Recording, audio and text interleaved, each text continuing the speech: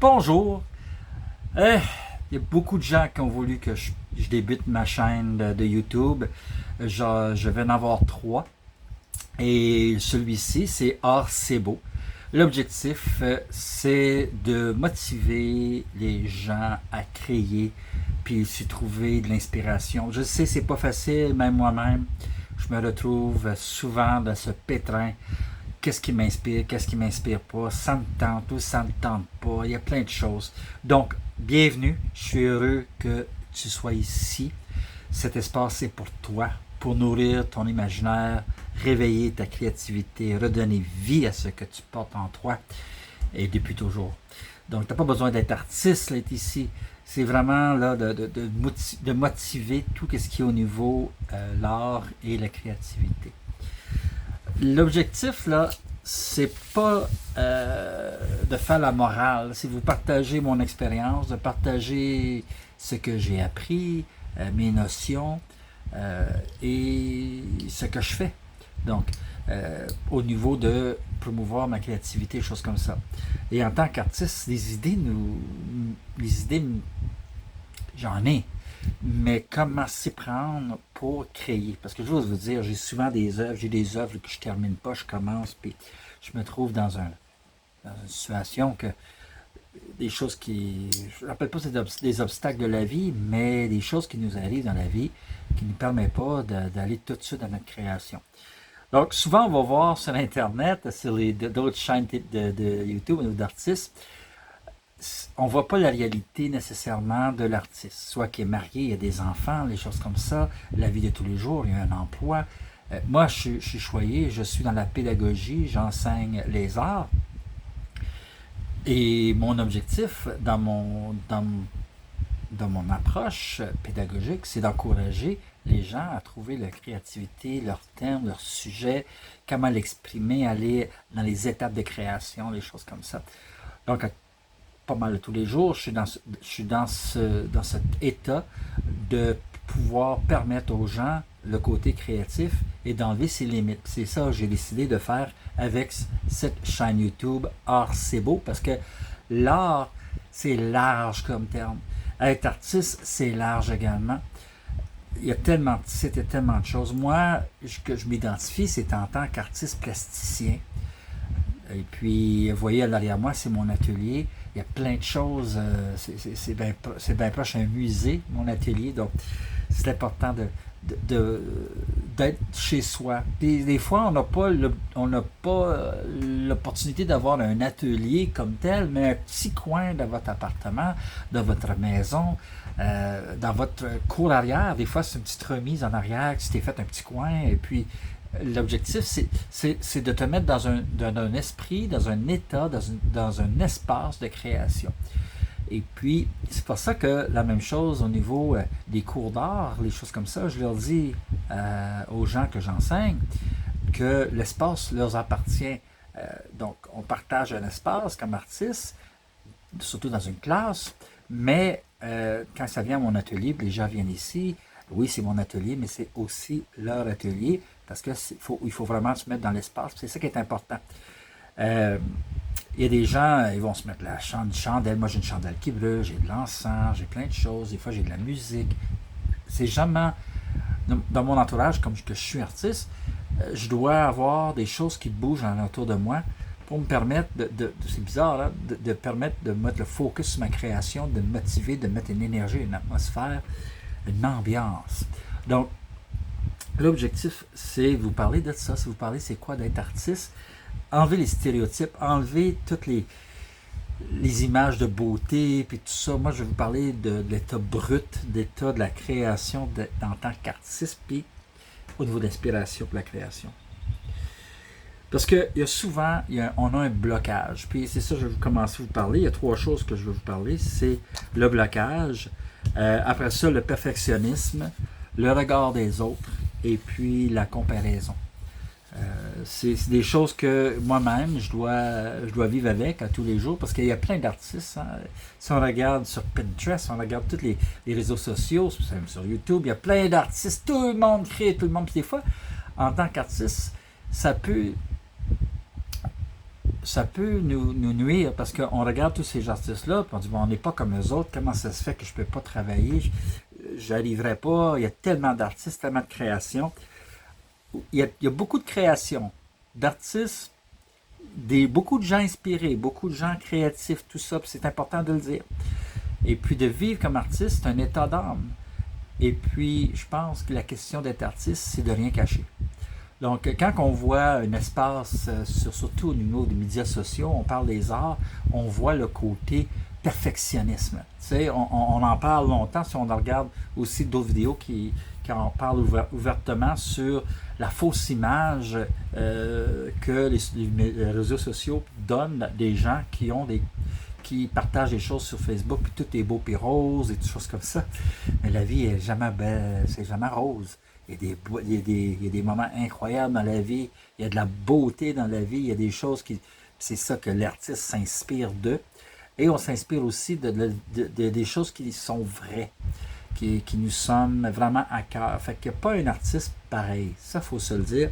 Donc, il n'y a pas de perfection en art. Puis c'est un stéréotype qu'on a, puis souvent, quand je parle au niveau de la pédagogie, au niveau de la créativité, des choses comme ça m'est toujours posé ça vient toujours en question, ben pourquoi que je ne suis pas perfectionniste, je ne suis pas capable de réussir ce que je vais faire, j'ai dit, il n'y a pas un artiste. Tu parles à les vrais artistes honnêtes, là, ils vont dire, non, je ne suis pas parfait. Même un hyper-réaliste, un peintre, un artiste hyper-réaliste, il sait qu'il a fait des erreurs dans sa création. Est-ce qu'il doit la partager? Non. Mais c'est pas nécessairement 100% de ce qu'il voulait. Puis, j'avais une personne qui explore la peinture, qui explore les animaux, qui explore tout ça, une jeune dame que j'enseigne. Et puis, elle a compris l'essence, c'est qu'il ne faut pas se limiter, il faut faire une exploration, il faut s'amuser dans notre métier ou dans notre passion des arts. Il faut apprendre à explorer, faire des erreurs, pratiquer, mettre des heures et des heures dans notre travail. C'est comme dans tous les gens qui sont professionnels dans leur domaine. C'est pas venu du jour au lendemain, puis c'est pas un certificat universitaire, un diplôme universitaire ou collégial qui te fait un spécialiste. C'est vraiment l'expérience. Fait que c'est un peu le mythe du papier, du perfectionnisme et tout ça, mais en réalité, c'est vraiment la pratique et la volonté de faire des erreurs. Donc, puis les gens quand on voit les artistes produire devant nous, puis il y a un à l'aise, ils font des choses, puis on trouve ça c'est tellement parfait. Ben oui, mais c'est des heures de pratique, c'est l'artiste qui est à l'aise avec le médium, avec son sujet, parce qu'il a très bien étudié son sujet, ou elle a très bien étudié son sujet. Parce que la création, une création d'une œuvre, il y a quand même une étude, il y a des croquis à faire, puis ça c'est difficile. Quand je dis aux gens, faites des croquis, étudiez votre sujet, connaissez votre sujet, et on va aller en profondeur dans d'autres épisodes, comment se prendre au niveau de l'étape de création, et comment s'inspirer, et comment aller chercher l'inspiration des autres sans copier. Il y a beaucoup de gens qui copient.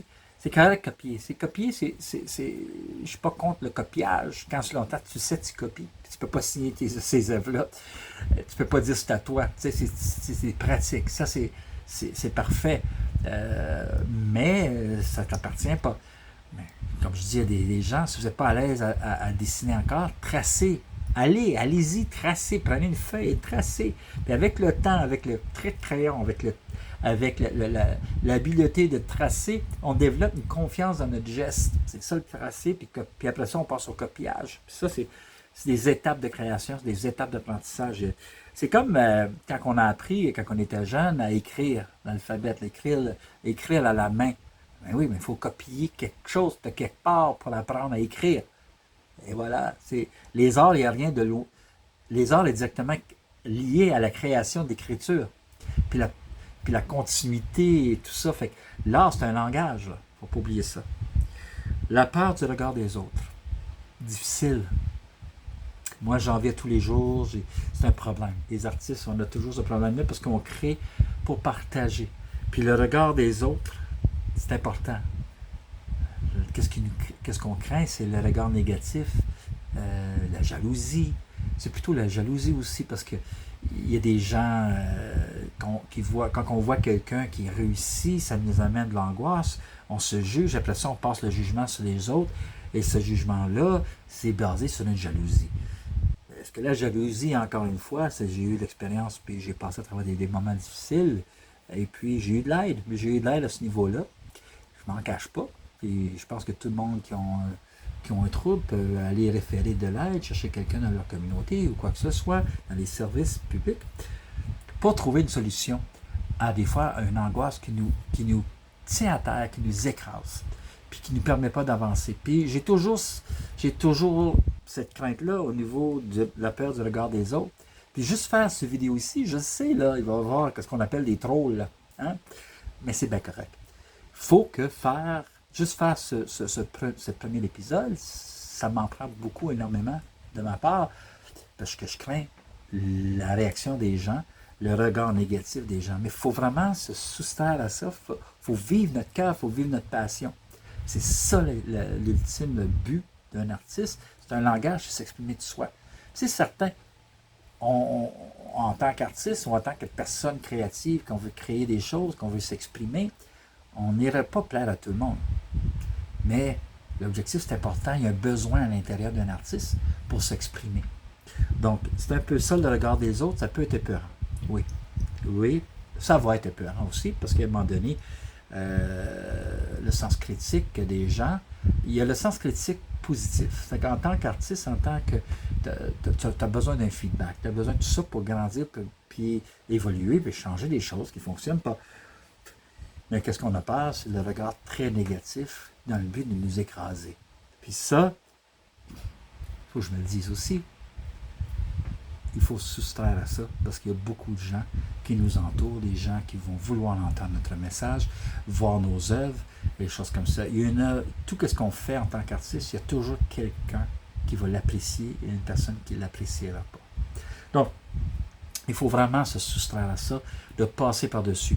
Puis c'est pas facile, je le vis actuellement, constamment en tant qu'artiste. Puis je le vois aussi dans ceux que j'enseigne, c'est la même chose. Parce qu'on se trouve au monde qui nous entoure. Donc on se met vulnérable.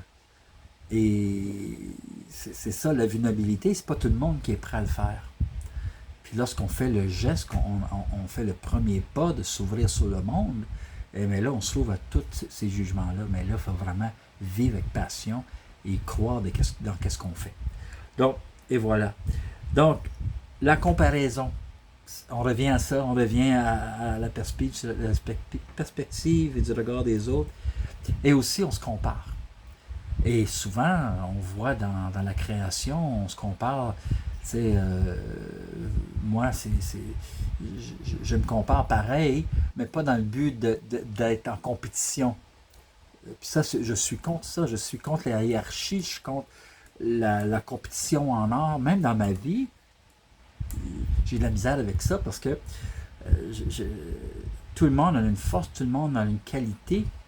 Et puis oui, notre société d'aujourd'hui, on est basé sur la productivité, on est basé sur tout ce qui est parfait, le perfectionnisme, sur le regard des autres. On est vraiment axé sur la comparaison, sur la compétition. C'est pour ça que je vous en parle aujourd'hui. C'est un élément important dans l'approche puis des obstacles qu'on va vivre en tant qu'artiste. C'est ça qu'on va parler dans cette chaîne ici. Art, c'est beau. Art, c'est beau, c'est justement ça. Oui, il y a mon nom d'œil dans le titre. Mais l'art, c'est beau. L'expression personnelle, l'expression de soi dans le regard des autres, la majorité du temps, c'est très beau. De prendre le temps et de voir et d'entendre ce qu'un artiste ou un artisan fait et de comprendre sa passion et comprendre l'origine de sa créativité et la raison derrière sa création et le vouloir de le partager, c'est une richesse incroyable. C'est ça les arts. Il y a des gens qui disaient, oui, mais les arts, c'est vu à disparaître avec l'apparition de l'intelligence artificielle. Non, l'intelligence artificielle va devenir un autre outil dont l'artiste va pouvoir s'utiliser pour s'exprimer.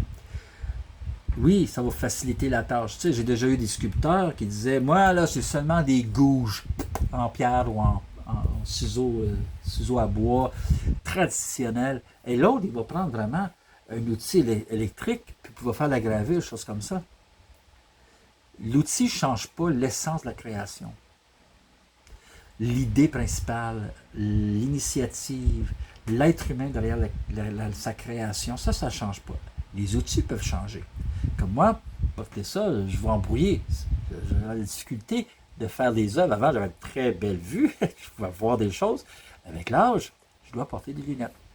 Donc, est-ce que utiliser des outils différents, utiliser la technologie pour la création, est-ce que c'est un obstacle à la création? Est-ce que c'est la fin de la liberté d'expression au niveau de la créativité? Pas du tout. J'ai vu des artistes utiliser AI pour créer des œuvres.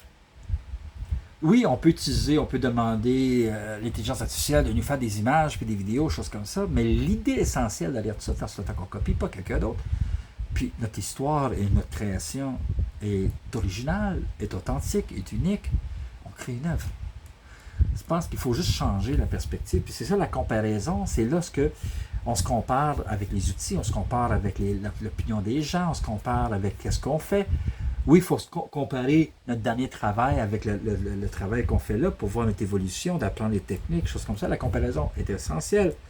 Mais la comparaison négative, là, c'est autre chose. Fait que, qu'est-ce qu'on va faire dans les prochains épisodes? Et tout ça, c'est de parler justement de l'état brut d'un artiste. Qu'est-ce qui nous préoccupe? Qu'est-ce qui est important? Puis je ne suis pas là pour être un gourou. Là. Non. C'est de partager. Peut-être que vous vivez la même chose. Et puis, on va enlever tout le fantastique, tout le côté qui brille, le perfectionnisme dans ce réseau. Or, c'est beau, cette chaîne ici. Et puis, je vous demande de le partager. Vous pouvez en bas même de vouloir faire partie, de suivre Or, c'est beau. Et oui, c'est ma première.